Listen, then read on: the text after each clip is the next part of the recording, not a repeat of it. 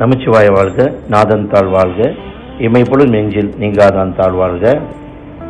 அன்புள்ளம் கொண்ட மலேசிய ஆலய தலைவர்களே, அவர் தம் செயல் உறுப்பினர்களே, அடியன் மலேசிய இந்து சங்கத்தின் தற்போதைய துணைத் தலைவர் கு கணேஷ் பாபுரா உங்களுடன் சில விஷயங்களை பகிர்ந்து கொண்டிருக்கின்றேன்.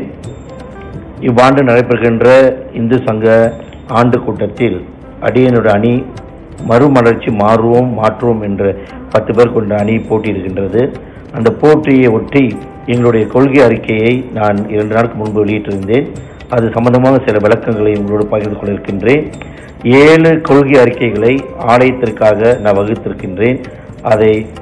அதை வெற்றி பெற செய்ய நீங்கள் அனைவரும் திரளாக வந்து உங்களுடைய ஓட்டை மறுமலர்ச்சி மாற்றும் அணிக்கு வழங்கி எங்களை வெற்றி பெறுவது மூலமாக நாங்கள் இந்த 7 கொள்கை அறிக்கைகளை ஆலயங்களுக்கு செயல்படுத்த இருக்கின்றோம் என்பதை கூறிக்கொள்ள அடியேன் மகிழ்ச்சி அடைகின்றேன். வாருங்கள், இப்போது ஒவ்வொன்றாக நாம் 7 கொள்கை அறிக்கைகளை பார்ப்போம்.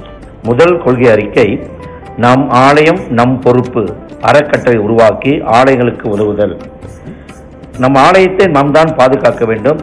நாடு அளவிலே இந்த பிரச்சனை இருக்கிறது எங்களுக்கு தெரியும். இந்த அணி வெற்றி பெற்றால் கண்டிப்பாக நம் ஆலயம் நம் பொறுப்பு என்ற ஸ்லோகத்துடன் அறக்கட்டளை உருவாக்கி ஆலயங்கள் பாதுகாப்பதற்கு நாங்கள் தயாராக இருக்கின்றோம் என்பதை இங்கு கூறிக்கொள்ள ஆசைப்படுகின்றேன். 2வது, ஆலயத்தில் வருகின்ற பக்தர்களுக்கு சமய விழிப்புணர்ச்சி கொடுப்பதற்காக ஆலயங்களுக்கு நாங்கள் சங்கத்தின் சார்பாக 4 புத்தகங்களை உள்ளடக்கிய ஒரு பரிசு பட்டலங்களை ஒவ்வொரு உறுப்பினருக்கு கொடுக்க இருக்கின்றோம் ஆலயத்தில் வருகின்ற பக்தர்கள். இது எதற்காக என்றால் அவர்கள் ஆலய சமயத்தையும் ஆலய வழிபாடையும் தெரிந்து கொள்ள வேண்டும் என்பதற்காக. முதலில் அவர்களுக்கு 4 புத்தகங்கள். 1, இந்து வழிகாட்டி கையேடு, ஒரு இந்துவாக எப்படி இந்த நாட்டில் வாழ வேண்டும் என்பதை குறிப்பதற்கான ஒரு கையேடு. இதன் மூலியமாக மத மாற்றத்தை நாம் தவிர்க்கலாம். 2வது, இல்ல வழிபாடு கையேடு, ஆலயத்தில் எவ்வாறு வழிபட வேண்டும் என்ற கையேடு இருக்கின்றது. 3வது, ஆலய வழிகாட்டி, ஆலய வழிபாட்டு வழிகாட்டி, ஆலயத்திற்கு வந்தால் எப்படி வழிபட வேண்டும் என்றும்.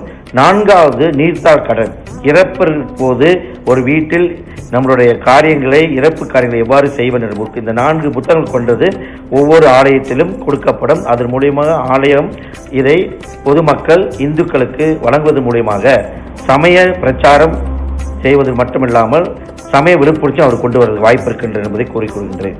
3வது, ஆலயங்களோடு இணைந்து மலேசிய இந்து சங்கம் 3 நிகழ்ச்சிகளை நாடுகளில் நடத்த இருக்கின்றது. அதில் 1, இந்து கோவில் மாநாடு. இந்த இந்து கோவில் மாநாடு தேசிய அளவில் மட்டும் நடத்தாமல் ஒவ்வொரு மாநிலத்திலும் ஆண்டுதோறும் நடத்தி அந்த ஆலய கூட்டத்தில் ஆலயங்களோட பிரச்சனைகளை கண்டறிந்து அதை நிவர்த்தி செய்வதற்கான ஏற்பாடுகளை 6 மாதத்துக்கு ஒரு முறை இந்த ஆலய மாநாடு நடத்தி அதன் மூலியமாக வரும் விவரங்களை எடுத்து அரசாங்கத்திடம் நம்முடைய பரிந்துரை வைக்க இருக்கின்றோம் என்பதை கூறிக்கொள்கின்றேன். 2வது, மலேசிய இந்து நாள் மாநாடு. மலேசிய இந்து நாள் மாநாடு என்பதை ஒவ்வொரு மாநிலத்திலும் நாம் 12ஆம் தேதி 5வது மாதம் இந்து டே அப்படின்னு கொண்டாடுகின்றோம், இந்து நாள். அதை பிரபலப்படுத்தி ஒரு மாநாடாக பிரகடனப்படுத்தி இந்துக்களுக்கு ஒரு விழிப்புணர்ச்சியை உருப்படுத்த வேண்டும் என்பதற்காக இதையும் செய்ய இருக்கின்றோம்.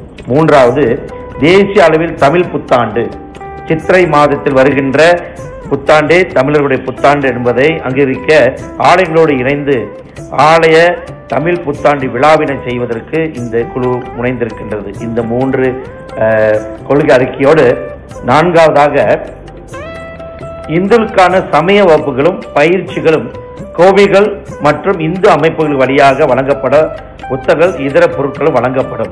ஆலயங்களுக்கு பயிற்சி புத்தகங்களும் மற்ற பொருட்களும் கொடுக்கப்பட்டு ஆசிரியர்களை நியமித்து ஆசிரியர்கள் அந்த சமய வகுப்புகளை ஆலயங்களை நடத்துவதற்கு ஏற்பாடு செய்கின்றோம். உங்களுடைய வேலை ஆலயங்களில் இடம் கொடுத்தால் ஆசிரியர்கள் வந்து பாட புத்தகத்தோடு மாணவர்களுக்கோ இல்லை பக்தர்களுக்கோ பாடங்களை நடத்துவதற்கு தயாராக இருக்கின்ற 4வது கொள்கையை உடன் முன்வைத்திருக்கின்றேன்.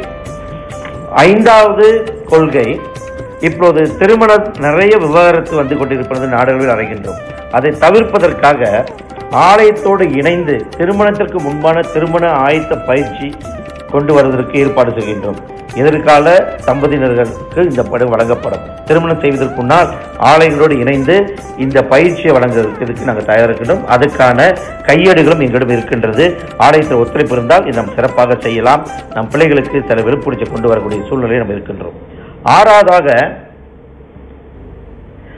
அனைத்து இந்துக்களுக்கும் சரியான ஆகம அடிப்படையிலான இறுதி சடங்குகள் மற்றும் கிரிகைகள் குறித்து வழிகாட்டுதல் மற்றும் விழிப்புணர்ச்சி ஏற்படுத்துதல். ஆலயங்களிலே வீட்டில் இறப்பு ஏற்படுத்திவிட்டால் அதை எவ்வாறு கையாள வேண்டும், என்னென்ன சடங்குகள் எவ்வாறு செய்ய வேண்டும் என்பதை விழிப்புணர்ச்சி ஏற்படுத்துவதற்கு ஆலயங்களோடு இணைந்து இந்து சங்கம் செய்வதற்கு தயாராக இருக்கின்றது. அது 6வது எங்களோட கொள்கை அறிக்கை. 7வது, மலேசிய இந்து சங்க அதிகாரிகள் நிர்வகிக்கும் மலேசிய இந்து சங்க குடிநிலவு பிரிவினரை உருவாக்குதல். இப்பொழுது ஆலயங்களுக்கு குருக்கள்மார்கள் நாதஸ்வரத்து வருவதற்கெல்லாம் பெர்மிட் கொடுப்பதற்கு நம்ம கடிதம் கொடுக்கின்றோம். அது கடிதம் மட்டும் கொடுக்காமல் இருப்பதற்கு மட்டும் இல்லாமல் ஒரு அதிகாரியை விவரம் தெரிந்து இந்த விஷயங்களை தெரிந்த ஒரு அதிகாரியை நியமித்து அவர் மூலமாக உங்களுடைய இந்த பெர்மிட் விவரங்கள் எல்லாம் நாங்கள் செய்து கொடுப்பதற்கு தயாராக இருக்கின்றோம். இதைவும் அமல்படுத்த இருக்கின்றோம். மொத்தமாக ஆலயங்களுக்கு 7 கொள்கை விளக்க அறிக்கை நாங்கள் சமர்ப்பித்திருக்கின்றோம். கண்டிப்பாக இதை நாங்கள் அமல்படுத்துவோம். உங்களுடைய ஒத்துழைப்பு இருந்தால் நாங்கள் செய்வதற்கு தயாராக இருக்கின்றோம். மீண்டும் ஒரு முறை மறுமலர்ச்சி மாற்றும் அணிக்கு நீங்களே வந்து ப்ராக்ஸி கிட்ட கொடுக்காம உங்களுடைய கடமையை நீங்கள் செய்ய வேண்டும் என்று கேட்டுக்கொண்டு, நீங்கள் வந்து உங்கள் நிர்வாகத்தில் யாராவது ஒரு அழைத்து கொண்டு ஓட்டு போட்டு எங்களை வெற்றி பெற செய்தால் இங்கே கொடுக்கப்பட்டிருக்கின்ற இந்த 7 கொள்கை அறிக்கைகளை நாங்கள் அமுல்படுத்துவோம் என்று கூறி நன்றி கூறி விடைபெறுகின்றேன். இன்பமே சொல்க, எல்லோரும் வாழ்க. நன்றி.